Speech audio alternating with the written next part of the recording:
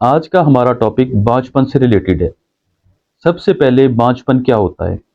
अगर एक कपल 1 साल से इकट्ठे रह रहा हो, नॉर्मल सेक्स कर रहा हो, हफ्ते में 2 से 3 दफ़ा, और कोई कॉन्ट्रारिसेप्टिव ऐसी अदवियात जो कि हमल के रास्ते में रुकावट बने इस्तेमाल ना कर रहा हो, और इसके बावजूद भी 1 साल के अंदर हमल ना हो, तो इसे बांझपन कहते हैं। इस कपल में अगर मर्द के स्पर्म्स कमज़ोर होंगे तो इसे मर्दाना बांझपन कहेंगे, और अगर फीमेल के एग्स का मसला होगा तो इसको जनाना बांझपन कहेंगे। आज हम बांझपन के जो ट्रीटमेंट में एडवांस टेक्निक्स इस्तेमाल होती हैं उनके बारे में बात करेंगे, जैसा कि IUI, IVF और ICSI। मरीज़ों को ये प्रोसीजर एडवाइस कर दिए जाते हैं और उनको पता नहीं होता कि ये क्या प्रोसीजर हैं, कहाँ से होंगे और इनमें क्या होता है।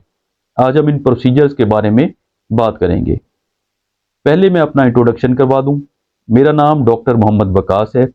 मैं जनूबी पंजाब में एज ए एंड्रोलॉजिस्ट और इनफर्टिलिटी स्पेशलिस्ट काम कर रहा हूं। आज हम असिस्टेड रिप्रोडक्टिव टेक्निक्स के बारे में बात करेंगे। असिस्टेड का मतलब होता है मदद करना, हेल्प करना। रिप्रोडक्टिव, बच्चा पैदा करने में हेल्प करना। तो ये जो टेक्निक्स हैं असिस्टेड रिप्रोडक्टिव टेक्निक्स, इनमें स्पर्म की मदद की जाती है कि वो एग से मिलाप करे। कमज़ोर स्पर्म है, मिलाप नहीं कर सकता, तो उसको मदद दी जाती है एग से मिलाप करने में ताकि बच्चा हो। इसलिए इनको असिस्टेड रिप्रोडक्टिव टेक्निक्स कहा जाता है। इसमें सबसे पहले हम IUI के बारे में बात करते हैं। IUI यानी कि इंट्रा यूट्राइन इंसेमिनेशन। ये उन मरीजों में किया जाता है जिनमें मर्द के जो स्पर्म हैं वो औरत के एग से मिलाप ना कर पा रहे हो या एग तक पहुंच ना पा रहे हो। इसकी वजूहत ये हो सकती हैं, स्पर्म की मोटिलिटी कम है, एक्टिविटी कम है, स्विम करके वो एग्स तक नहीं पहुंच पा रहे, या फिर सर्विक्स जो कि बच्चादानी का मुंह है वो बंद है और स्पर्म्स जो हैं बच्चादानी का मुंह क्रॉस करके बच्चादानी के अंदर नहीं पहुंच पा रहे ताकि मिलाप करें, या फिर मियाँ और बीवी दूर रहते हैं और जिन दिनों में एग रिलीज होना है उनमें मिलाप नहीं कर सकते। इसके अलावा और भी इनकी काफ़ी सारी इंडिकेशंस हैं, वो हम IUI पे एक अलग से वीडियो करेंगे मुकम्मल, और उसमें बताएंगे इसकी क्या इंडिकेशंस हैं, कितने % रिजल्ट हैं, चार्जेस क्या आते हैं, और इसके बारे में सारी बातें तफसील से बताएंगे। IUI में ये किया जाता है कि मर्द के स्पर्म ले लिए जाते हैं मैस्टरबेशन के ज़रिए, हाथ के ज़रिए, या फिर पार्टनर के साथ मिलाप करके भी स्पर्म जो है वो शीशी में दी जा सकते हैं जो कि स्टरलाइज्ड कंटेनर होता है। इन स्पर्म्स को वॉश किया जाता है, इनमें से इम्प्योरिटीज़ और बैक्टीरिया ख़त्म किए जाते हैं, हार्मोन्स रिमूव किए जाते हैं, और इनमें से जो एक्टिव स्पर्म है उनको निकाला जाता है। एक्टिव स्पर्म्स को एक छोटी सी ट्यूब के ज़रिए जो वजाइना से होके बच्चादानी के मुंह से गुजर के बच्चादानी में रख दी जाती है, और स्पर्म्स को बच्चादानी के अंदर डाल दिया जाता है। एग जो है वो भी बच्चादानी में मौजूद होता है, तो ये स्पर्म्स जो हैं बच्चादानी में एग के करीब जाके डिपॉजिट किए जाते हैं। जब ये स्पर्म एग के करीब चले जाते हैं तो इनमें से जो एक्टिव स्पर्म होता है वो फौरन से मिलाप कर लेता है एग के साथ, और इस तरह बच्चा पैदा होने का प्रोसेस स्टार्ट हो जाता है। इसे हम कहते हैं IUI। इसमें दूसरी जो टेक्निक है वो है IVF। ये IUI से एडवांस प्रोसीजर है। इसे इन विट्रो फर्टिलाइजेशन कहते हैं।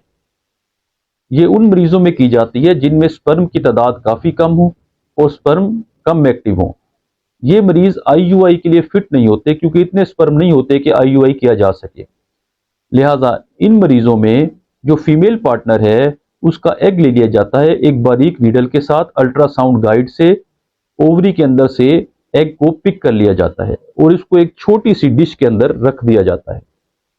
फिर मेल के स्पर्म लिए जाते हैं मैस्टरबेशन से, या मिलाप के जरिए भी मेल स्पर्म दे सकता है, और उन स्पर्म्स को एग के ऊपर छोड़ दिया जाता है उसी डिश के ऊपर।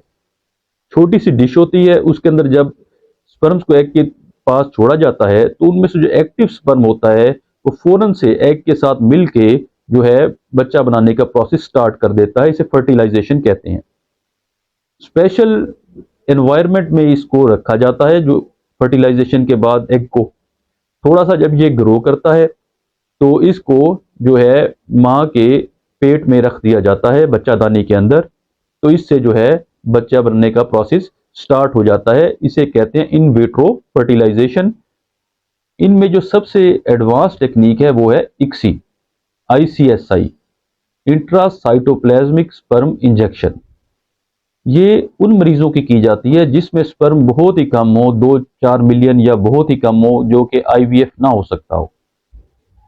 इसमें भी फीमेल का एग लिया जाता है, निडल के जरिए अल्ट्रासाउंड की गाइडेंस में ओवरी से एग ले लिया जाता है और उसको एक डिश में रखा जाता है। मेल के जो स्पर्म है वो लिए जाते हैं, मैस्टरबेशन के जरिए मेल स्पर्म देता है। अगर स्पर्म बहुत ही कम है या नहीं है तो बाज़ औक़ात टेस्टिस से स्पर्म लेने पड़ते हैं, माइक्रोटीजी प्रोसीजर के जरिए, या FNAC मैपिंग की जाती है, टीज़ा किया जाता है। इन सब प्रोसीजर के बारे में भी हम अपनी आने वाली वीडियोस में बताएंगे कि ये क्या प्रोसीजर्स हैं और ये कैसे किए जाते हैं। जब दोनों को, एग्स और स्पर्म को ले लिया जाता है तो माइक्रोस्कोप के नीचे जो स्पर्म है उसको बारीक सी नीडल के साथ एग के अंदर इंजेक्ट कर दिया जाता है। इस तरह स्पर्म को बारीक नीडल से एग के अंदर इंजेक्ट कर दिया जाता है, डाल दिया जाता है। ये हमने तस्वीर में भी साथ शो किया हुआ है। तो जब स्पर्म जो है एग के अंदर चला जाता है तो मिलाप हो गया, यानी कि मिलाप खुद से करवा दिया जाता है। बच्चा बनने का प्रोसेस स्टार्ट हो गया, फर्टिलाइजेशन हो गई। अब इस जो एग है इसको थोड़ा सा ग्रो करने दिया जाता है और फिर माँ की बच्चादानी में रख दिया जाता है ताकि इससे बच्चा बनने का प्रोसेस स्टार्ट हो सके। ये जो सारी टेक्निक्स हैं, IUI, IVF, ICSI, ये सब एडवांस टेक्निक है। इसमें जो स्पर्म होता है वो बाप का होता है, एग माँ का होता है। इसलिए जो बच्चा बनता है वो उन्हीं पेरेंट्स का होता है जिनके एग्स और स्पर्म हो। ये चीज़ नहीं होती कि एग किसी और का लेके यूज कर लिया जाए या स्पर्म किसी डोनर का ले लिया जाए। हमारे मुल्क में ऐसा नहीं होता। इससे एडवांस टेक्निक्स भी हैं, IMSI उसका नाम है, इसके बारे में हम किसी और वीडियो में बात करेंगे। एडवांस प्रोसीजर जो हम माइक्रो टीजी, टीज़ा, टीजी करते हैं उनके बारे में भी तफसील से डिस्कस करेंगे। अगर कोई कपल बांझपन के प्रॉब्लम को फेस कर रहा है तो उसे चाहिए कि अपनी बीमारी के बारे में किसी सर्टिफाइड एंडोलॉजिस्ट से रब्ता करे। अगर किसी मर्द में प्रॉब्लम है और उसके स्पर्म कमज़ोर हैं, वो मशवरा करना चाहते हैं, ऑनलाइन कंसल्टेशन भी कर सकते हैं, क्लिनिक पे आकर भी चेक करवा सकते हैं। इसी तरह अगर कोई couple IVF, IUI, ICSI, IMSI इन प्रोसीजर्स के बारे में डिस्कस करना चाहता है तो वो भी कंसल्टेशन कर सकता है। पिक पे कोई इंफॉर्मेशन लेनी हो तो मैसेज भी ड्रॉप किया जा सकता है। अगर उस पर वीडियो बनानी हुई तो वीडियो बनाई जा सकती है, मैसेज में भी जवाब दिया जा सकता है।